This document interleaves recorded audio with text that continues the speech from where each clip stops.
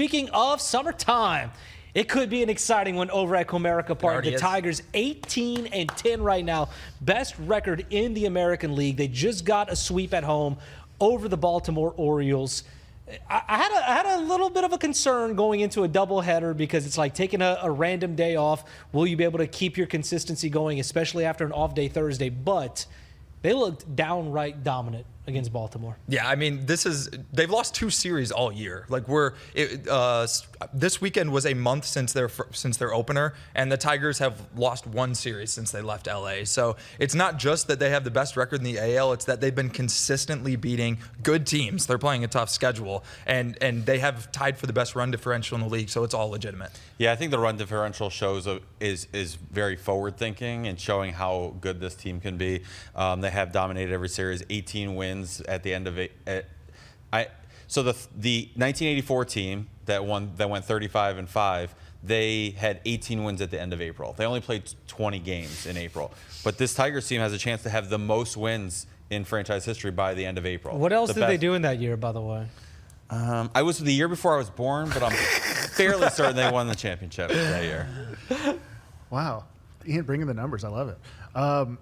I'm just, 2 weeks ago, you guys told me not to worry. And I said, I don't know, I'm still a tad concerned. But I'm not. I'm not worried anymore, guys. I think we're good. I think we're going to have a fun summer. Yeah. How much did it have to hurt for Orioles fans this weekend? Like last trade deadline, it was, are the Tigers sending Tarek Skubal to Baltimore? And 9 months later, like the Tigers are the team that won a playoff series, and the Tigers are the team that's in first place. And Tarek Skubal is the one shoving on a Sunday to complete a sweep, and now the Orioles are in last place. Like it's so crazy how quick the fortunes flipped for those two teams. Yeah. And it's crazy to think too that the Tigers are playing shorthanded right now. Yeah, they are playing extremely shorthanded. Missing Vierling, missing Meadows. I mean, it seems like they're playing roulette every single time that A.J. Hinch does a lineup.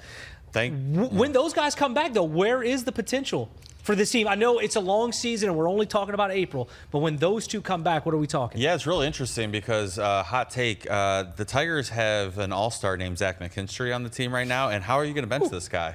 You can't. You can't. Not right now. He is playing so well. I talked to Derek. I texted Derek on Saturday, and then Benetti said it on the broadcast yesterday. But Zach McKinstry is playing all-star quality baseball right now. And when Matt Vierling comes back, I have no idea what that lineup looks like. I mean, I'm going to say it. I know I'm the hater, so it's going to sound normal coming from me, but it's going to be Javi Baez who loses that playing time. His numbers look good right now, but it's all fake. I mean, he's not hitting the ball hard. He's still swinging and missing. He's not drawing walks. So yes, he's hitting 300. But like if Vierling driving in runs, if Vierling were to come back today, and playing center field, the Tigers are a forward-thinking enough organization that I think they would make the right decision. I didn't know Javi went to Ohio State. The shade. Wow. When the Lions drafted Tyleek, I texted Derek. I said, "Hey, because I didn't really know much about it. I was like, is Tyleek good?" He said, "He's a bum." Whoa. These baseless allegations will not stand. I said, I mean, purely from a football standpoint, is he good? And he was like, no, he's a Buckeye. Well, I've only seen him play 4 games. He went 0-4. Well, yeah.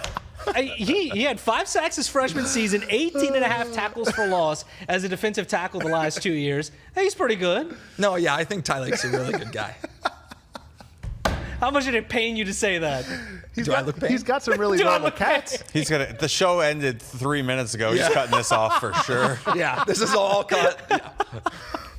Yeah. That'll do it for us on DSP this week with all the draft talk. Tigers talking, of course, the Pistons trying to stay afloat in this series. They play on Tuesday at Madison Square Garden, needing to beat New York to keep this series going. Pistons in 7.